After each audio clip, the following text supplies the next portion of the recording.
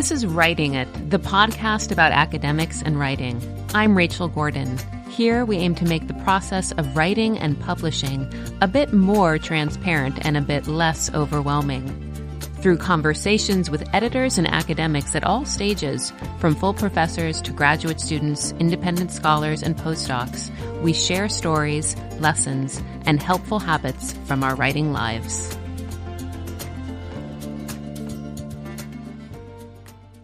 So we are really happy to be speaking with Lauren Willig today, who is a New York Times bestselling author of over 20 historical novels, and some of those are co-authored, which I think we'll get to speak about. And just to be upfront, Lauren is a college classmate of mine, but it's probably mostly post-college that we're talking about here today. Although if undergrad did play a role in your career, that would be really interesting to hear about, especially because many of our listeners are academics and they may want to hear about how their classroom can be fertile ground for a popular novelist.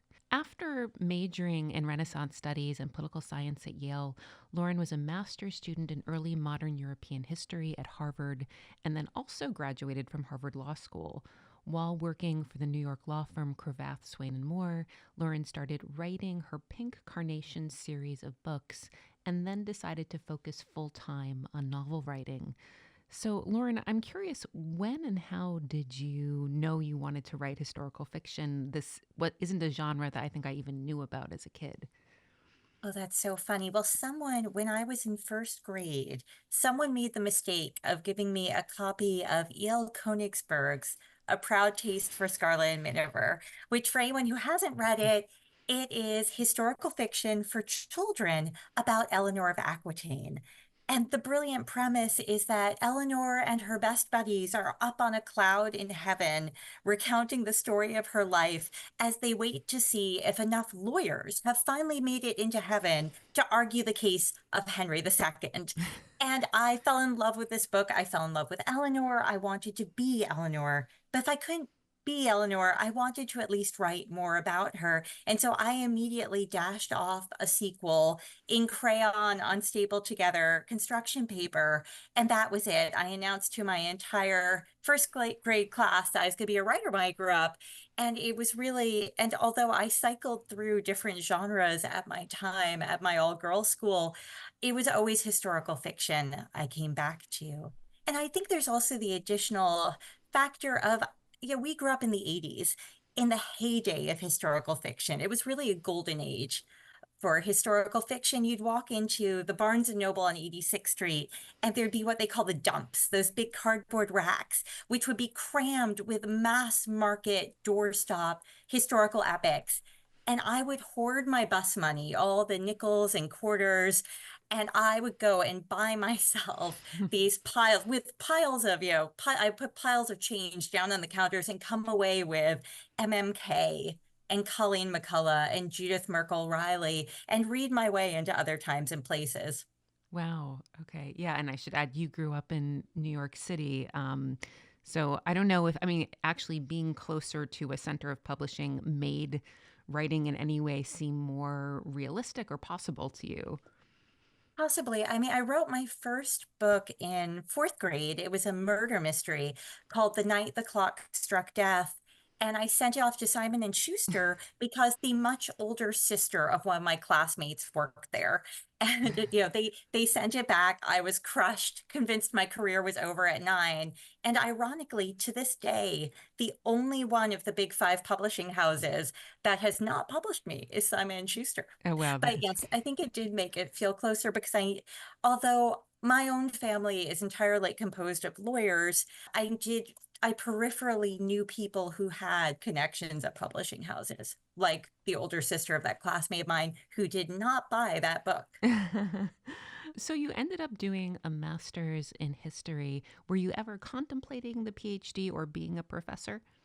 Absolutely, that was the plan. So I went to get a PhD in early modern England at the Evil Crimson Place with the cunning plan that I would use my PhD to write absolutely accurate historical fiction during those long summers we all know that academics have. And of course, during my first couple of years of grad school, I was completely disillusioned, and I learned 2 key things. one of which was that there is no absolutely accurate history. And the other was that professors work really, really hard, which should not have come as a surprise to me, but did. And I realized that those long 3-month summers I had envisioned as a haven for historical fiction writing were actually spent, course planning and grading and doing other things. And so what wound up happening was my fourth year of grad school, I was in England doing my dissertation research, and it was cold and the sun set at 3, and I was not finding the sources I needed. I had just come off a year of grading ungrateful undergrads who yelled at you when you gave them below an A minus, and a whole bunch of factors came together. And I decided I would lob in one application to Harvard Law, because I come from a family of academics turned lawyers who had all been taking bets on when I would give up the PhD and go over to the dark side. And I had hit a frustration point where I was like, fine, I will lob in that one application to law school. And if I get in, I'll finish the PhD and do my JD at the same time. It's just down the block after all. And if I don't, I will knuckle down and be the best academic I can be and try to make this work and not murder any of my undergrads. And I got in, and strangely enough, what sort of destroyed my grand plan for finishing the PhD was I got my first book contract, my first month of law school. And it was a 2-book contract for the first 2 books in the Pink Carnation series. So instead of writing my dissertation in law school, I wound up writing 3 Pink Carnation novels. And I Wow. kept telling myself, okay, one of these days I will stop being ABD. I will finish that PhD. I had my notes, I had the first few chapters, but I kept signing contract after contract after contract. And for a while, I was lawyering and writing. And then I left the law firm to write full time. I was like, yes, this is it. I'm finally going to do it. And I was reading the North American Journal of British Studies, as one does. And I saw that someone had written my dissertation and it wasn't me. And Wow. that's why I realized, okay, it's really over. I am never, I will take my master's and be ABD and that's it. But it was always meant to be the whole full on academic career. So, I mean, it sounds like the novel writing must have been really fun because you were going at a pretty fast pace there. I'm guessing there wasn't so much sadness at leaving the academic path, to the side. I feel very guilty about not finishing the PhD, having put so much time into it, because I did, even when I was at law school, I still had one foot in the history department. I had my sinecure in the history department library. I was still, giving talks and running the early modern workshop and things like that. And so I think it was different for the people I knew who always knew they were potentially going in for a terminal master's. My master's was something that sort of got thrown at me along the way to the PhD. And so I do still have a strong feeling of FOMO about Hmm. not having finished, having gotten so far along the road. But yes, I found it much easier, right? Well, easier is the wrong word. I have a fiction brain.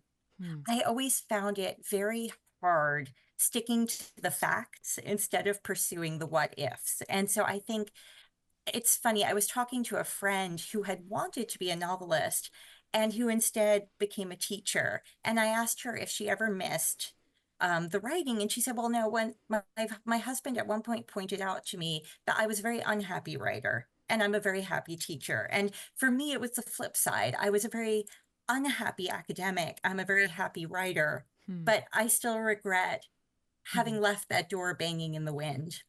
Yeah, it's interesting what you say about discovering you had a fiction brain. I guess as you explained, this has to do with some comfort in kind of making things up, going into that whole, well, that fictional sphere. But how did you discover that? Or I guess the question I really want to ask, which is one that, by the way, I asked other academic friends who are fans of your books if they had questions for you.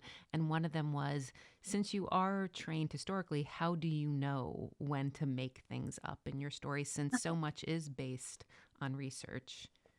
Well, it's funny. I think it partly depends on the specific book. I have a very strong belief in what I call the compact with the reader, where when you're writing a book, a reader expects a certain sort of book. So when I was writing my Pink Carnation series, in many ways, those are historical fantasy, even though there are no dragons, but they take place in what I call Regency Land or Romance Landia, where you know that these swashbuckling spies are fictional and that there is a strong tongue-in-cheek element. And so I felt I had room there to play.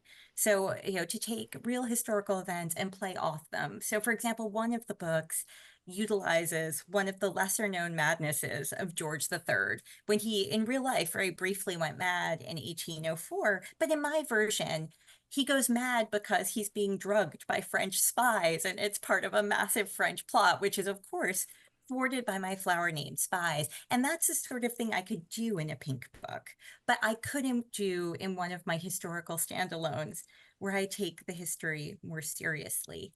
In terms of, I think part of it is one of the things that I felt so frustrated by my first 2 years of grad school was the realization that there was no giant scroll that would unroll and tell you all the secrets of the past, that there are always gaps and uncertainties and arguments. And I think historical fiction is a different way of answering some of those questions. That no matter what, there are going to be gray areas and disputed areas. And in historical fiction, you triangulate by filling it with imagination, by saying, okay, plausibly, given what we know about these people and these circumstances, what might have happened? Where, of course, in academic history, when I was writing about the English Civil Wars, there were plenty of gray areas, but the triangulation and the way you fill those gaps is different. Actually, the book I just wrote, that's coming out this coming March, is the first book I've ever written where all the people and events are real. It's about the 1800 Manhattan well murder and subsequent trial when a woman was found strangled in the Manhattan well, and Hamilton and Burr and Brockholst Livingston were the counsel for the defense. And this is a case that's been written about over and over across the centuries. There are two nonfiction books about it. And I went into it, ironically, given my grad school experience, thinking I would be able to find what I needed to know to write a fictionalized version of this murder and trial. And then I realized the nonfiction books are full of gaps. There are all sorts of unanswered questions that you have. I mean, Hamilton, everyone knows about Hamilton. His life has been so well documented, but there are huge gaps when it comes to this particular case. And it wound up being a 2 year deep dive into the archives so I could answer some of the open questions about this case. But some things, of course, will never have the answer. But writing historical fiction enables me, instead of putting it in a footnote, to imagine the way I responsibly think this might have fallen out. And then, of course, a 20-page historical note at the end. Okay. Yeah, and that historical note that you include in your books was that the your editor's suggestion, or is this typical of the genre, or sort of just something you felt you needed to do for your reader? It was something I felt I needed to do. So when that first Pink Carnation book came out, I was kind of amazed by the pushback I started getting because it was set it's actually Napoleonic Wars. That first book was 1802, but people sort of lump it into what I call Regency land. If the waist is high, suddenly we're in the Regency, even if we're not. And at the time, of course, it was the height. This was 2004. It was the height of the Jane Austen revival. And there was what I called the Regency Mafia, who had very firm ideas of how anything vaguely Regency era was supposed to go. And these were all based entirely on watching BBC adaptations of Jane Austen novels. And so I got all sorts of, angry letters. And this was still, people were still sending physical letters along the lines of a young lady of that era would never have gone abroad and spied on Napoleon and all, especially not, largely unchaperoned, all sorts of things like Mhm. that. And the extent of the pushback against the idea of female spies and female agency really it fascinated and flabbergasted me. And so that first historical note was partly a hi guys, here, look, this may be historical fantasy, but here are the real antecedents and here are the real female spies I found.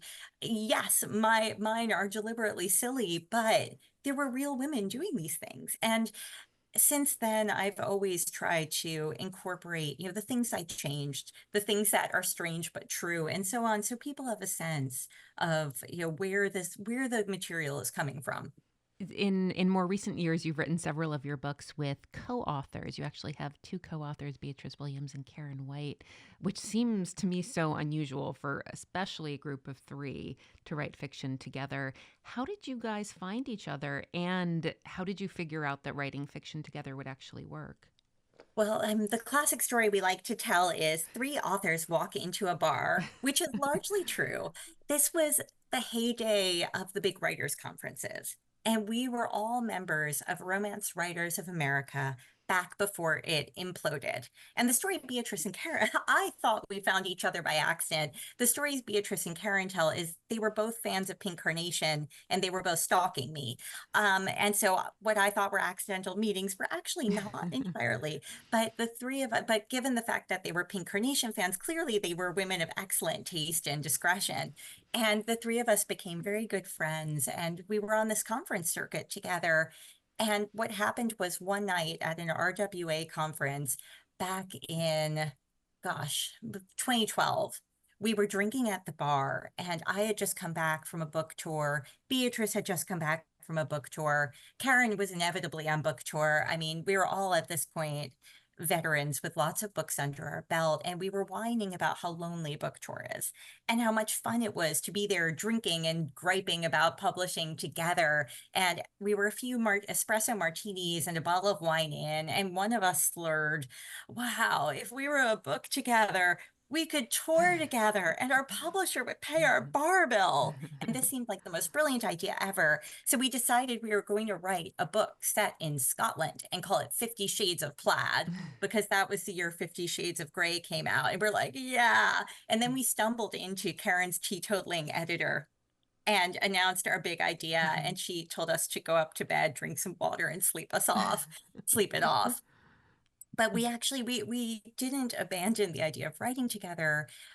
We were at, I guess, inflection points in our careers where all of us were shifting what we were writing. And I think the idea of trying to write something with friends was in its own way very freeing. It meant we could write against type and write against voice and try something new and different. It helped that at the time it was the heyday of multiple timeline novels. It was for the people who read Kate Morden. It was the era of Kate Morden, and we were all writing these past present novels where someone in the present discovers a secret from the past, and you go back and forth until the mystery all comes together, and the person in the present has their cathartic moment. um, and so we thought, okay, we all write dual timeline novels. Why not a triple one? We could do this, link it to a building in New York, three generations all around the same building, and that way it would work. And so we met up to just sort of throw ideas around at Alice's Teacup in New York, because I had an infant, so they came to me, which was lovely of them. And we found, brainstorming. We meant to just sort of throw ideas around, and we brainstormed the whole novel right there over like 16 pots of tea. The poor servers at Alice's Teacup kept trying to be like, "Do you want the check?" And we're like, "More hot water, more scones." And we plotted out the book. But our publishers, our agents thought it was the worst idea in the history of the world. They were like, "Anthologies don't sell." And we kept repeating, "It's not an anthology, it's a single novel." They're like, "But there are three of you. How can there be one book with three people?" And we're like, "No, no, really, it works." And they pity bought us because they wanted to keep Karen happy. And then the book hit all the lists, and they were like, "Oh, wow, maybe this three author thing does work." So we've kept on going since then. Wow, what a story. I mean, I guess they had read your book, so they definitely trusted and felt confident in your writing, but I assume you had to then check out their writing just to see, does it seem Well, like we by can then, mesh? so we first became friends back in 2010. So it was one of these funny things. Beatrice sat down next to me at the RWA awards dinner, and actually my little sister was with me because she had managed to finagle a grant from Yale. She was an undergrad at the time to research romance novel communities. So she came to RWA with me. So Beatrice sat down with me and my sister, and I thought this was a complete accident, but we all bonded. And then she asked me, and my stomach dropped, "Can you read my arc? I have a book coming out next year. Can I give you the arc to read?" And I thought, oh no, she's such a lovely person, but half the time you get given arcs and you love the person, but the book is terrible. And I read that book on the way home and thought, oh my God, this is amazing. I loved her writing style. This was a book, it's her first book that most people don't know about because the second became the big bestseller. It was a book called Overseas, which was a present day World War I novel. And I adored it. And meanwhile, I had read Karen's Trad Street series without realizing it was Karen. So we all read each other's books, but we all have different strengths and different styles. At the time, I've shifted since then, but at the time, my books were almost entirely set in England. And it was all based around my English history background and my time living in London and all that sort of thing. Karen wrote about the American South, and Beatrice wrote New England Wasps. And so partly what was fun in coming together. So we'd been friends for 2 years by the time we embarked on this writing experiment, but it meant that all of us could step away from the pigeonholes we'd been put in and write something different. Yeah. That process you described, like you brainstormed it sounds like the plot, maybe the outline of the book together. Is that what you do in your single author novels also by yourself? No? No, and that's what's so funny. So when we wrote The Forgotten Room, which was the first collaboration, none of us had any idea how to write with anyone else. I mean, I think I'd written 11 books on my own at that point, and ditto Karen. I think Beatrice had like 3 or 4 books, but we had no idea how to collaborate. So we just sort of blundered along and made it up as we went. And the process we made up was we sat down, we brainstormed the book, and then we outlined the entire book chapter by chapter and wrote it round robin. And it was the easiest writing experience of any of our lives. And we were all like, oh my God, why did we never discover this outlining thing before? And we all ran home and tried to outline our own next individual books, and we all crashed and burned Hmm. because we're all on our own. We're all what's called pantsers. So, I mean, what I always wind up doing, and this is just sort of my own accidentally accrued method since my Pink Carnation days, is I always outline 3 or 4 chapters ahead because I learned the hard way. If I try to outline any farther ahead, I get stuck because I am character driven and I don't know my characters yet when I start. I have to write my way into them. Hmm. And so I'll have these grand ideas for scenes I think are going to happen, and they're big and they're shiny. And sometimes I make the mistake of writing them down and then trying to write towards them. And that's always a disaster and will cost me months because those are not who the people are going to be by the time I get there. And so I've learned I have to, if I have these grand images in my head for sort of climactic scenes that happen about halfway through the book, I should write them down and then hide them somewhere where I will never see them again because that scene will not, it should not go in the book. So I have a rolling outline where I'm constantly scribbling on sheets of white paper on a National Gallery of Scotland clipboard. A Yale classmate of mine gave me as a gift back in 1997. And it's constantly going through and re-outlining every couple of chapters. So that rolling outline, is it the type of outline that includes scenes or maybe some lines of dialogue that have come into your head? What kinds of things are you giving yourself directions for? That's exactly what it could be. It sort of varies from as I get closer and closer to whichever chapter it is, it often has more there, but can vary from, oh gosh, I'm trying to think of a good example of he goes down into the crypt and stuff happens to 3 pages of dialogue that I'm scribbling down as it comes to me. So it's a very fluid process. Yeah. And by fluid, I mean completely disorganized. And the outline you guys come up with when you're working together, um, I guess it's the plan, but what you're describing a round robin process. So when it comes to you, it's your turn to write a chapter. You have that outline, that plan, but you might play with it a little, or there's some, I'm sure, freedom in what you'll do with it. The way it works is so we brainstorm the whole book together, we outline it together, but there are always three viewpoint characters. And for a bunch of our books, it's been three viewpoint characters in different time periods. So the timelines are completely separate. In others, in our one that's coming out in November, everyone's in the same time period, but it's still three viewpoint characters. And so what we do is we outline it all together. We plan the whole thing. And then once the outline is in place, we each claim a character. And sometimes we write to type, and sometimes we write against type. We pick based on our mood at the time and to mess with our readers because we don't tell people who wrote which. Mm, And so what happens is the way the books work, it's always one, two, three, one, two, three, where it's always rotates mm, through characters. And we're very strict about that. So you would never have, if there's character A and character B and character C, it's always ABC, ABC, ABC. It would never be AA, BC, BB, whatever. So you're constantly, and we read the previous chapters when it's time for our own chapter. So it all weaves together. It sounds almost like a game, like it's my turn now, and how am I going to play this one?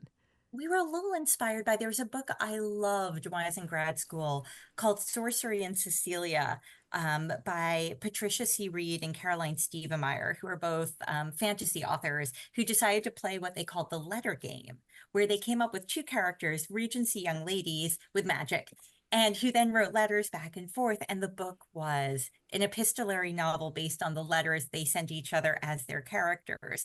And so this partially developed out of the letter game idea, except instead of letters, it's chapters we're writing. So you're constantly responding in some way to the chapters you've just received. Yeah. I mean, that really takes so much out of the solitariness of writing. And I was thinking that a few years ago, Forbes published a great interview with you and your co-authors.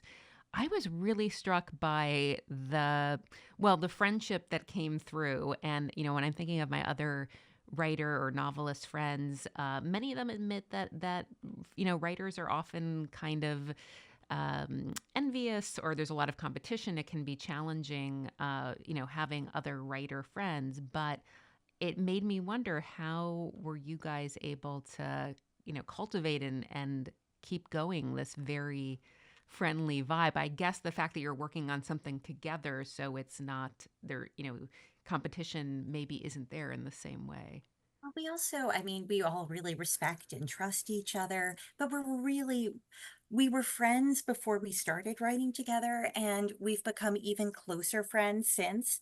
Like, you really know someone when you're pumping gas with them at 3 in the morning, somewhere between Georgia and Pawleys Island, and you have no idea where you are, but it's 3 in the morning. It's vaguely creepy.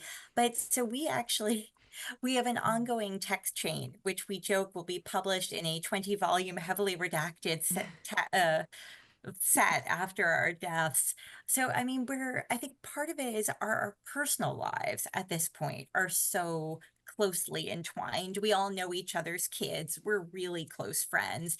And because, oh gosh, sorry, circling back a bit, I think a lot of where author envy comes from is untrue perceptions about other people having it easy. And I think social media really, um, unfortunately, it adds to this because in the olden days, when we were all at conferences together, people would get very real over a few glasses of cheap white wine. And you'd find out that, yes, they had just had a indie next and, library reads pick, but there was all this other stuff, all this other crappy stuff going on in their lives. And then you'd feel better about them. And which sounds horrible, but I think we all think that way to a greater or lesser extent. But social media encourages an airbrushing of people's lives, except for the really weird people who post really strange and negative stuff. And you're like, I did not need to know about your gallbladder. Stop telling me this stuff. I haven't spoken to you in 15 years. I did not need to see those pictures of your intestines. But on the far end of it, I think what most authors do is we're always supposed to be out there being peppy and being like, oh my God, I'm so grateful for this honor. When in fact, you might just have been told you're not getting your next contract, or your editor told you your latest book is unworkable and you have to rewrite it, but you're out there finding whatever wins you can and being peppy. And so other authors, they see the wins and they see the peppy, and they have their own crises that are going on. So they feel bad about themselves and resentful and cranky. I think with me and Beatrice and Karen, we are all there for each other's crises all the time. So Mm, there's really no room for jealousy because mhm, it's the full picture. And I think that's something that we as authors and also just really as people have mhm, lost, is that rounded sense of mhm, other people's lives, that everyone is going through their own stuff, because we always see the horrible lying cheerleading posts. mhm. And I think it's soured people's relationships with each other in a lot of ways. No, I could not agree more that, being willing to share the full picture, I do think makes it easier to be around someone and to celebrate their wins too, because you have the full sense of what's going on. So that does sound like a vote for you guys put in the time to hang out together actually, and to know about each other's lives. And I think it's also it's the other funny thing, aside from running out and outlining and then deciding that didn't work. The other thing was I also ran out and agreed to do another collaborative project right after The Forgotten Room was such a joy to write. I thought, wow, this collaboration thing is amazing. And I'd been invited to do a historical fiction project that will be remain nameless, that wound up imploding because I learned that actually part of it too is you have to have the right combination of personalities. This other project, it was a nightmare, and I and another author wound up pulling out of it because there was one person who kept trying to dictate to everyone what they should write. And I think part of the reason Beatrice and Karen and I work so well together is that it's like that old drama game where it's always yes and, Hmm. where it's never no, that's a stupid idea, or no, you can't do that, or no, I have this idea and we need to do that. It's someone says something, it's yes, we do that, and then we can add this onto it. And so it's a constant building, and no one is saying, well, this is my vision. And we have to subordinate everything to my vision. And so that may just be, the accident of personalities. Yeah, thanks for sharing that. Yeah, it's not that like you're saying, it does depend on who's involved, what the mix is like. I wanted to ask you also about working at home. A few years ago during the pandemic, a lot of us discovered how well or not well we work at home. But I imagine for many novelists, this might be the case that your office is always at home. I'm wondering if that's the case for you, or just how the workspace and where you work, how you figure that out. Well, the funny thing is, I like to blame my kids, but I have always had to leave the house to work, even in the decade before I had kids. When I was, a grad student and the law student working on books, I would take my computer and go to the little Broadway market Starbucks between Harvard Yard and the law I school. know that one. I figured you probably would. They had like two tables. I Right. would hover like a vulture, ready to Mm. grab my table so I could sit there for 2 hours with my rapidly chilling mocha and write the couple of chapters of what would become Pink Carnation and then Black Tulip and so on. And, once I moved back to New York, of course, I had my choice of Starbucks. And I found I can, when I am in the final grim death march towards deadline, I can work at home. But especially when I'm just getting started on a book, for like the first two-thirds of the book, I need to take my computer and be someplace else. That, and Starbucks tends to be my go-to. And so for me, the pandemic, it was a nightmare. And I mean, it was a nightmare for everyone. Mine was a minor nightmare compared to most people's nightmares. But I was locked into an apartment in New York with my 2-year-old and my kindergartner and my husband. And so, I mean, I was on book deadline, and the only way we made it work was my husband would take the kids for 2 hours during his lunchtime, and I would lock myself into the bedroom, and I had to write that whole time, like take my double Nespresso shot, sit at the computer, and use those 2 hours. But other than that, the working from home does not work for me. Yeah, I mean, it's interesting. I'm also I'm aware that I've always noticed a new place, or when I'm starting something new, a new chapter, new article, or just trying to get a new angle on something, the novelty of my surroundings is sometimes helpful, or getting away from a place that has some association with a rut. gives I me some think kind it's of energy. partially, I think it's, it's a space out of your own space Hmm. that when you're at home, when you're at your own desk, there are a zillion other things you know you could or should be doing, or voices calling to you. The phone could ring and you know it will be for you. There's email to be answered, or in the case of my author life, increasingly author, it's funny, when I started out, authors just wrote books and you were told by your publicity team, don't worry, we'll do everything, you just write the books. And now I found at some point it shifted to the point where sometimes it feels like 80% of what I'm meant to be doing has to do with social media or publicity or marketing, and the writing is kind of the fringe on the side. But so when you're at your own desk, there's all of this other stuff howling at you, demanding your attention. And all it takes is one click away, and that's it. You're out of the zone. Whereas when you're at Starbucks or the other coffee shop or wherever of your choice, there are lots of voices, but none of them are for you. You Mm. are this anonymous little thing floating there with your laptop, and you can live in your own little bubble in the midst of this occupied space. Hmm. Yeah. You mentioned working for, I guess, just a couple of hours in the middle of the day while your husband was on lunch break during the pandemic. That gets to something we sometimes talk about with guests, which is how many hours a day can we really write anyway? Your kind of writing is different from what a lot of academics do, but how much are you typically writing, and do you follow this thing of write every day? I am a fits and starts writer. So I remember when my college roommate was working on her dissertation and she bought a book called Write Your Dissertation in 15 Minutes a Day. And she was telling me about it. I thought, wow, that sounds amazing, but I have learned the hard way. I am not one of those write for a set amount of time people every day people, because I think part of it is you develop habits over time and your brain just falls into familiar tracks. And for me, I was always writing around other things. So when I was in grad school, I'd write when I had the chance. So it meant that, I'd have a month where I would have plenty of time and I would write 150 pages, and then I'd be grading papers and there would be no time. And I'd have to come back to the book 3 months later. And so most of my early books were written around grad school, law firm. So when I was at Cravath as a litigator, I used to write 70 pages on weekends and then not write anything at all during the week because there was no way. And so for better or worse, it's funny because when I quit to write full time, I was like, yes, now I'm going to be one of those organized people and I will have set writing times and I will get X number of pages done every day. And there were days when I would just stare at the screen or write a paragraph and delete it or write things that were worse than writing nothing at all.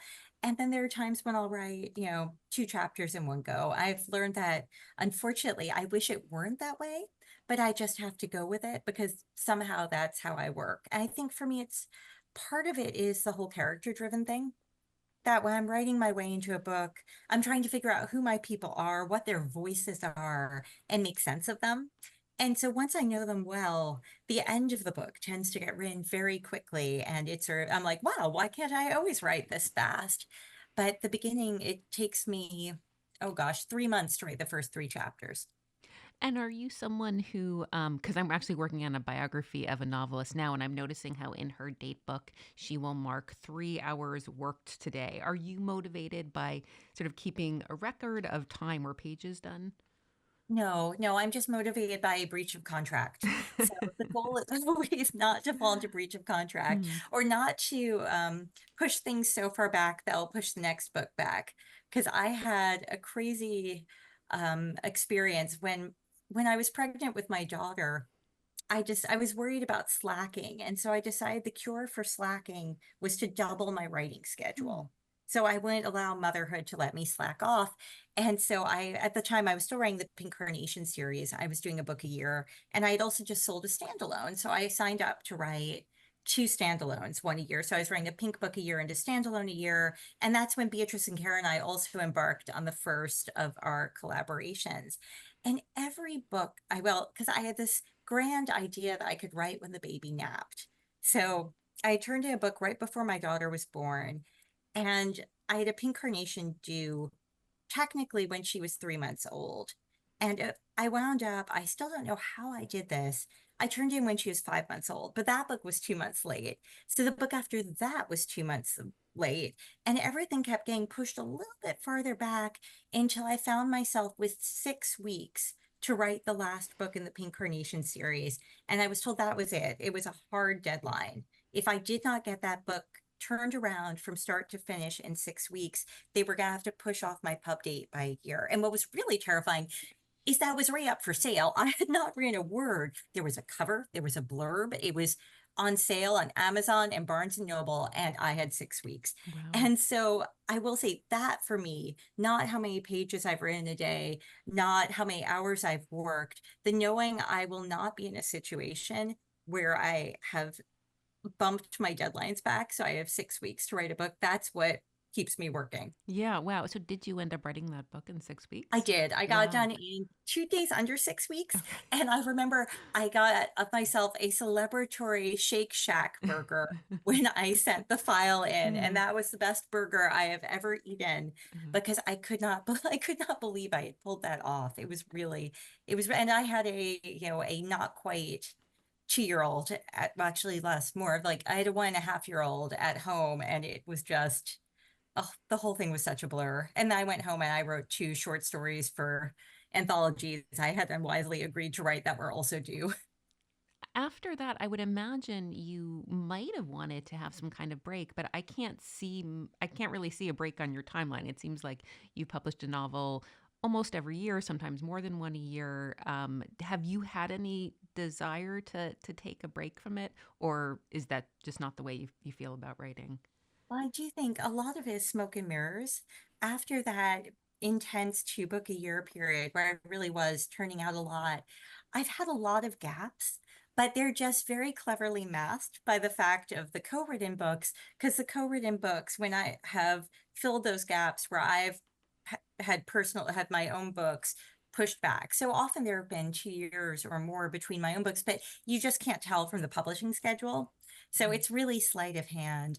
Um, I have learned that I am a very unhappy person when I'm not writing. I don't like being between books. And so there is this relentless drive to keep going and keep writing. And my mantra for myself is also, I only regret the books I haven't written, not the books I have written. Hmm. Because Hmm. there have been books I started and then was like, I don't know. I'm not sure if I want to keep going. I don't know if I can do this. This might be too hard. Where I've let them drop, and I'm sorry I let them drop Hmm. because books, I think, are so much products of their moment in time. And you can only write what you can write when you can write it. So I know the lost books are forever lost. I can't go back and do them. And I wish I had done them when I could do them. And that's sort of when I do feel like, okay, maybe it would be nice to take a break. Maybe I should take a year off and do momming things. Then I remember the books I regret that I didn't write, and I keep Mm. going. Speaking of, books that might be hard, it seems like you are in many different time periods. Um, are some of these novels harder than others because they're not what you consider your area of expertise, or have you just done enough kind of research and reading by now that you now feel comfortable kind of moving around in time? I will say that is, I mean, that's the history nerd in me. One of the things I disliked about my brief time in academia was I was so locked in to the same few years in time. I mean, my husband makes fun that my dissertation topic was one of those dissertation topics that people mock and satires because I was spending 7 years writing about 3 years of history. I was writing about royalist conspiracies, 1646 to 1649. And yes, 1646 to 1649, they're great, exciting years, but it was 7 years to study 3 years. And part of the fun of writing historical fiction, especially once I left the Napoleonic Wars, was getting to be a historical dilettante and say, ooh, this looks cool. Why don't I go spend some time in the Greco-Turkish War of 1897? Or I'll hop over here and go to the colonial Caribbean and see what I can find there. And so I get to be, a historical magpie and see something shiny and chase after it. And that's, for me, getting to research those things, that's part of the joy of it. Mm, And so the funny thing is sometimes the harder books are the ones I think I know better, mm, where they're the more familiar time periods. I have attitudes and ideas I have to get rid of, or things I think I know that I have to then unlearn because it turns out actually once you start digging, maybe the things you thought were true aren't the case at all. Hmm. And so I've learned to be suspicious of any book I think is going to be easy because the easy ones are always the hardest. Hmm. Yeah. I read that in 2010 you went back to Yale to teach a course called Reading the Historical Romance. How was that teaching experience? And what did you discover about teaching and writing? Many of us professors find that combination difficult to do. How was it for you? Well, I'm so grateful to the Yale College seminar program that let me go in and teach this quirky class. And it's funny because I guess I am such a historian still that I feel like everything has to be contextualized. So, to put this into context, this was a moment where romance academia was suddenly becoming a thing.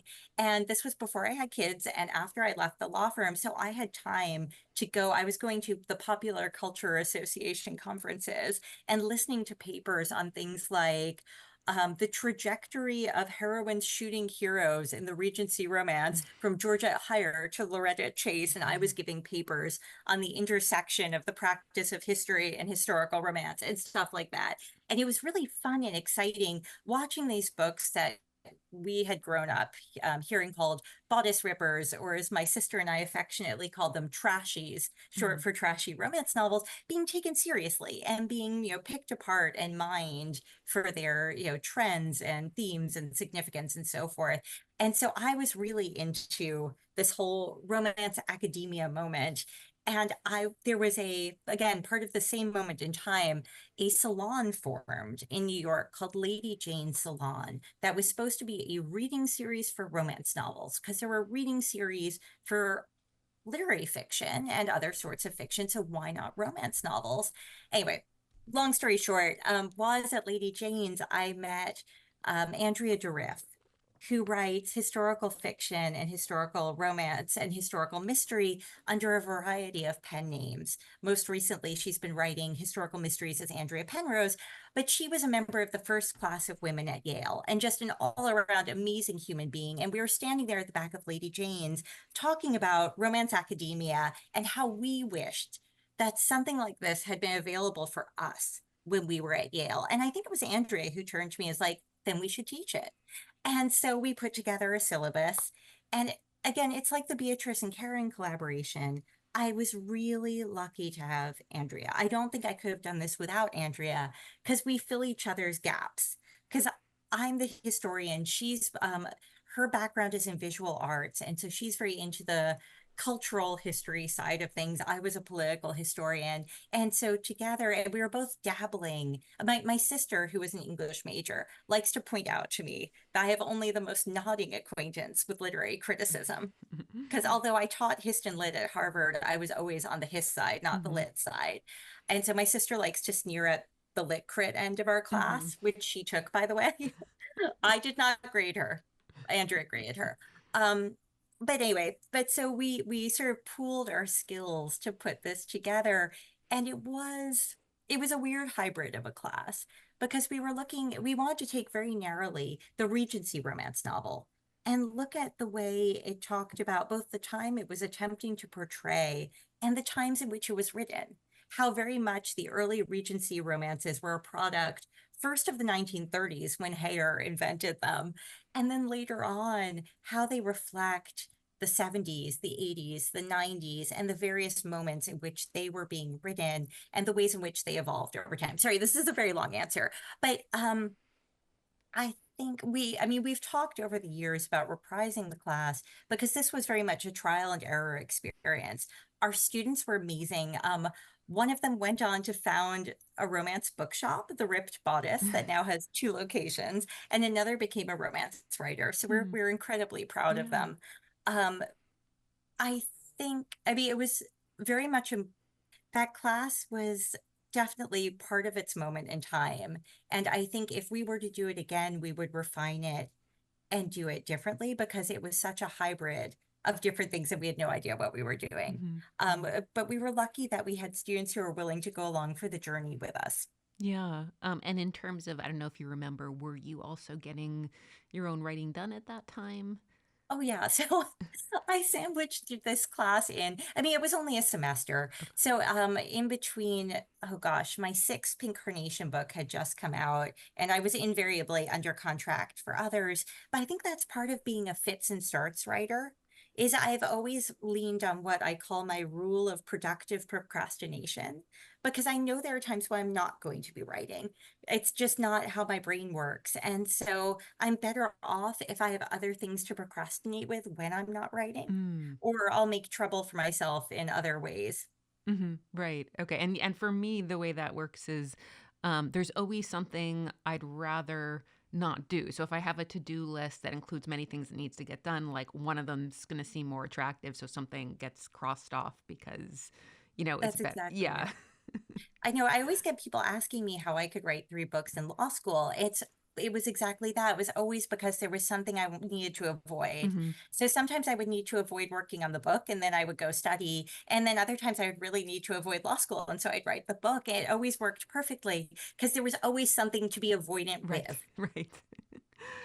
There's two questions we ask all guests, and one is, what is something wish you had known earlier in your career about writing or publishing? I think, I guess what I would tell young writers to be aware of is that fortune's wheel turns. And that this is, I mean, it's the old cliche, it's a marathon, not a sprint. Although there are people, who go into it as sprinters who are happy to have one book and then never write again, or 2 books. I'm always fascinated by the people who write one book and then go off and teach and sort of dine out on that one book for the rest of their lives, because it's just a very different career model. Um, but I think, it's funny. I was talking to a good friend of mine who also had sort of fluky success with her first book straight out of grad school. And we were talking about how little our younger selves knew and how we see sometimes these authors who have that out of the gate success. And we want to sit them down and say, oh, honey, you're not going to be the flavor of the month forever. Be Mhm, kind, be thoughtful, do not let this go to your head because it's not about you. mhm, It's 3/4, no, forget 3/4, 9/10 luck. And so I'd say, I think I was lucky that I did not realize just how successful my first book was. I was mhm, distracted by law school. mhm, Um, so I was not quite as obnoxious as I might otherwise have been. But I think there is always the mistake as a writer of attributing your success to your own talents. mm, When I do think writing, the only thing you can do as a writer is keep writing and stay in the game. mhm, The rest is largely external circumstances. And so, yes, sorry, very long answer, but I think what I would tell my other self, my younger self, is just keep on writing. mhm. 'Cause were there times when you thought it was, I don't know, your fault if something didn't go as you might have anticipated or liked?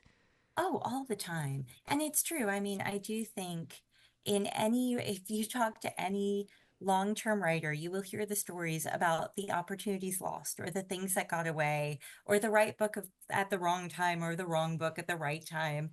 I had one book where I look back, I'm like, that was the wrong title. And I can see now that was the wrong title and that things might have been very different if we had had a different title. But at the time, you roll with it and you don't know. And so, and fortune's wheel turns. Mhm. And yeah, but I think there are a lot of people who take things very personally. I think one thing you learn as a career writer is you can't take any of this personally. Yeah. Another question we ask is if there's a writing practice or habit that's working for you.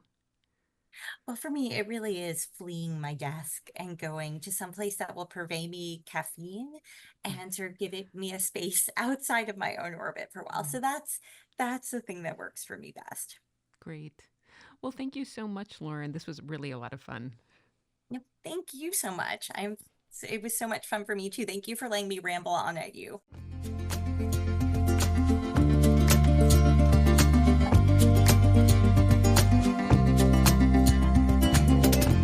Thanks for listening to Writing It, the podcast about academics and writing, sponsored by the Center for Jewish Studies at the University of Florida. Visit our podcast description to find out how to contact us and send us your questions about academic writing and publishing. Follow us on social media at Writing It Pod and subscribe to us so you never miss an episode.